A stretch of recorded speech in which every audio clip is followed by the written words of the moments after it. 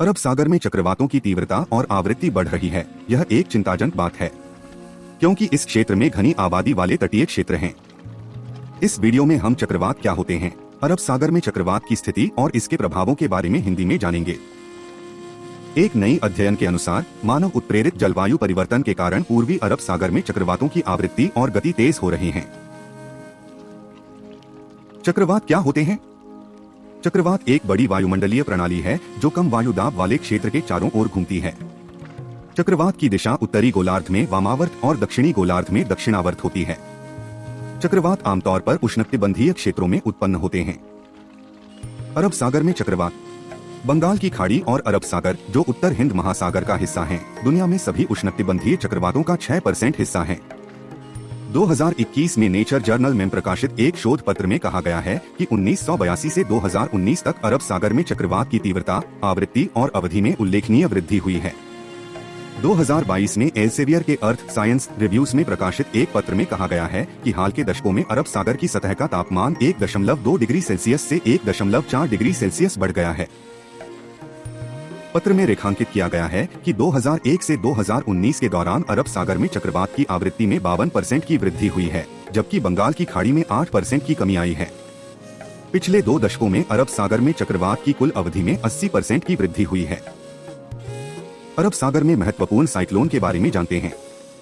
इनमें से कुछ हैं: तूफान तेज, तूफान बिपरजय, तूफान तोक्ताय, तूफान निसर्ग, तूफान क्यार, तूफान महा, तूफान वाय।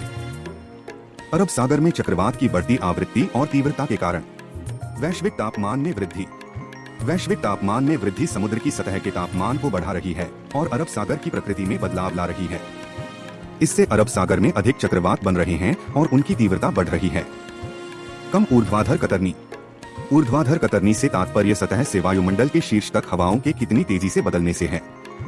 कम ऊर्ध्वाधर कतरनी चक्रवातों के गठन को बढ़ावा देती है। धनात्मक हिंद महासागर द्विध्रुवीय आयोडी चरण। आयोडी चरण से तात्पर्य पश्चिमी हिंद महासागर में पूर्वी हिंद महासागर की तुलना में समुद्र की सतह के तापमान में वृद्धि से है। अरब सागर का गर्म होना उत्तर हिंद महासागर में उष्णकटिबंधीय चक्रवातों की आवृत्ति और तीव्रता बढ़ा सकता है। अरब सागर में चक्रवात के प्रभाव। पश्चिमी भारत। जैसे जैसे पूर्वी अरब सागर बदल रहा है, पश्चिमी भारत के तटीय क्षेत्र तेजी से जोखिम में पड़ रहे हैं। चक्रवात की तीव्रता बढ़ने से तेज हवा, तूफानी लहरें, भारी बारिश आदि होने की संभावना बढ़ जाती है। इससे जनधन की हानि हो सकती है और बुनियादी ढांचे को नुकसान हो सकता है। चक्रवात से मछुआरों के जीवन और आजीविका पर भी असर पड़ेगा। मछली पकड़ने के जहाज और उपकरण नष्ट हो सकते हैं और मछुआरों को अपनी आजीविका के लिए दूसरे क्षेत्रों में जाना पड़ सकता है। दक्षिण पश्चिम मानसून पर चक्रवात का प्रभाव भी चिंताजनक है। दक्षिण पश्चिम मानसून भारत में कृषि और पेयजल की आपूर्ति के लिए महत्वपूर्ण है। यदि चक्रवात मानसून की प्रगति को बाधित करते हैं तो इसका देश की अर्थव्यवस्था पर भी बुरा प्रभाव पड़ता है। इस रिपोर्ट में विकास की रणनीतियों में बदलाव की आवश्यकता पर जोर दिया गया है ताकि अधिक तीव्र और बार बार होने वाले चक्रवातों से उत्पन्न होने वाले खतरों को ध्यान में रखा जा सके। इसके अलावा तूफान की चेतावनी, प्रभाव आधारित स्थानीय मौसम सेवाओं और विश्वसनीय स्थानीय मौसम सेवाओं के क्षेत्र में नई नीति और प्रौद्योगिकी पहल विकसित करने की आवश्यकता है। यह प्रश्न यूपीएससी सिविल सेवा प्रारंभिक परीक्षा 2015 में पूछा गया था। यदि आप इसका उत्तर जानते हैं तो हमें कमेंट करके बताएं। हम सही उत्तर कमेंट में पिन कर देंगे। ये थी अरब सागर में आने वाले साइक्लोन के बारे में कुछ महत्वपूर्ण जानकारी।